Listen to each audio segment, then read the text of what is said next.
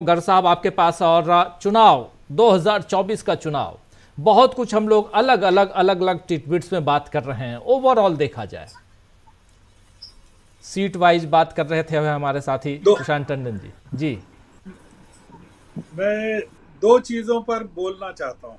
जी। एक तो निर्मला सीतारमन के पास पैसे नहीं है इसके बारे में, और दूसरा बीजेपी की आम आदमी पार्टी को लेकर स्ट्रेटेजी के बारे में। निर्मला सीतारमन के पास पैसे नहीं है, ये सच है, क्योंकि वो जिस व्यक्ति की पत्नी है वो बहुत ज्यादा ईमानदार आदमी है। और निर्मला सीतारमन तमिलनाडु से हैं और उनका ससुराल आंध्र में है। निर्मला सीतारमन को ये चीज कहने की जरूरत क्यों पड़ी कि उनके पास पैसे नहीं है? राज्यसभा में उनका कार्यकाल जून 2028 तक है।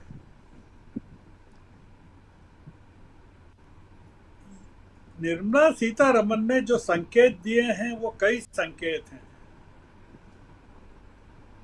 मैं इसमें सबसे बड़ा संकेत ये निकालता हूं कि 2024 के चुनाव के बाद निर्मला सीतारमन हो सकता है कि एक्टिव पॉलिटिक्स को छोड़ दें और जो उनका मूल काम है वो करने लगें। वो देश की वित्त मंत्री नहीं रहे। उन्होंने ये बताया है कि चुनाव लड़ना कितना मुश्किल काम है, कितने पैसे लगते हैं। मतलब वो आक्रमण कर रही हैं कि गडकरी चुनाव लड़ सकते हैं, राजनाथ सिंह चुनाव लड़ सकते हैं, उनके मंत्रिमंडल के बाकी लोग चुनाव लड़ने में समर्थ हैं, पर वो नहीं लड़ सकती क्योंकि उनके पास पैसे नहीं है। निर्मला सीतारमन ने भारतीय जनता पार्टी के तमाम उम्मीदवारों पर हमला किया है कि वो चुनाव लड़ रहे हैं, तो इसका मतलब यह है कि उनके पास पैसा है। निर्मला सीतारमन का जो कैरियर है, अगर उसको देखें, बहुत ही अद्भुत कैरियर रहा है। मैं चूंकि उनके साथ उनसे मिल भी चुका हूँ, बात भी कर चुका हूँ, हम साथ रहे हैं बेंगलोर में।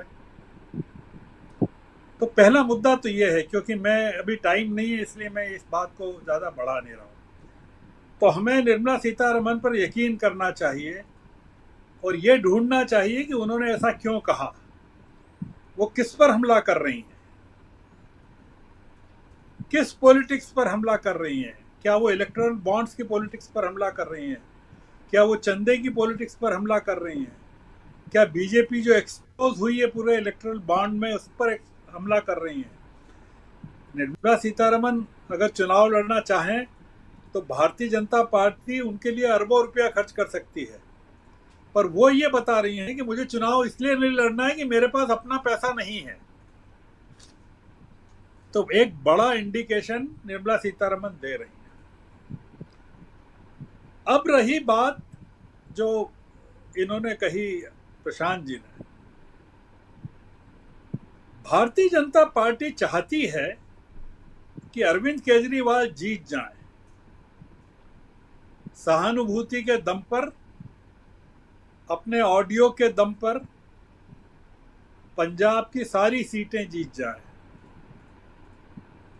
दिल्ली की सारी सीटें जीत जाएं।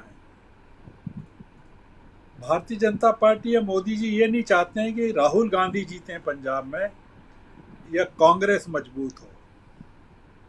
हमको एक फर्क समझना पड़ेगा कि आम आदमी पार्टी के नेता सहानुभूति किसके लिए जुटा रहे हैं। पंजाब के रिजल्ट आंखों के सामने हैं राजीव जी। आप पाएंगे, अगर चमत्कार हो जाएगा कि इसके बावजूद जो चल रहा है पंजाब और दिल्ली को लेकर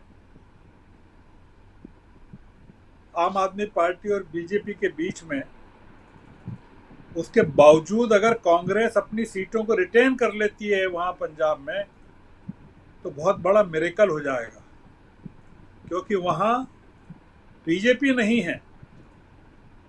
वहां पर जो सीटें हैं उसमें या तो कांग्रेस है या अकाली दल के 2 फैक्शंस हैं। तो एक बड़ी पॉलिटिक्स का जो कि पटकथा लिखी जा रही है, हम उसमें नहीं झांक रहे हैं।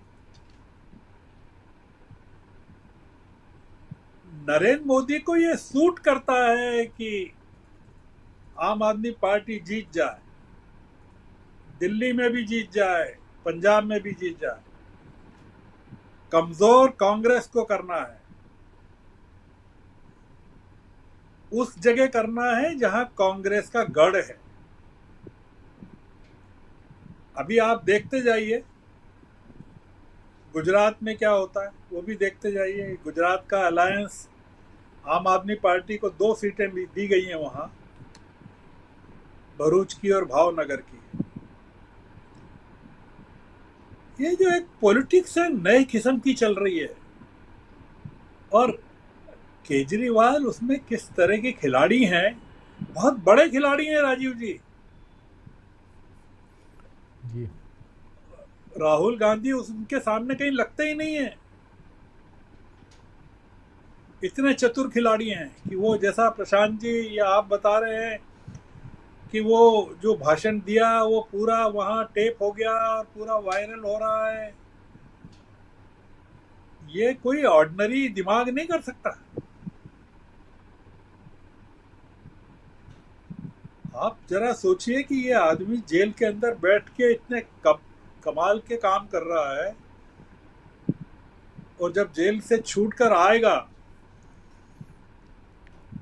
तब दिल्ली में और पंजाब में क्या तूफान खड़ा करने वाला है। तो इसलिए थोड़ा सा ऑब्जेक्टिवली चीजों को अगर हम देखेंगे तो हमें लगेगा कि बहुत सारी चीजें जो ये कह रहे हैं कि ये इंडिया गठबंधन के लिए लड़ रहे हैं, वो देखेंगे इसके रिजल्ट जब 2024 के आते हैं और नरेंद्र मोदी को सीटों की जरूरत पड़ती है, सपोर्ट की जरूरत पड़ती है, तो बहुत सारी चीजें नए सिरे से अनफोल्ड होगी। इसलिए अभी अपन बहुत सारी चीजों को ऑब्जर्व करें, अभी से प्रेडिक्ट नहीं करें।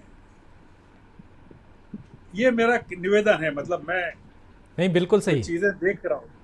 बिल्कुल सही कह रहे हैं आप। और यही तो बात है कि अगर हम 5-7 लोग बैठे हैं और अलग अलग ढंग से अगर चीज़ों को ऑब्जर्व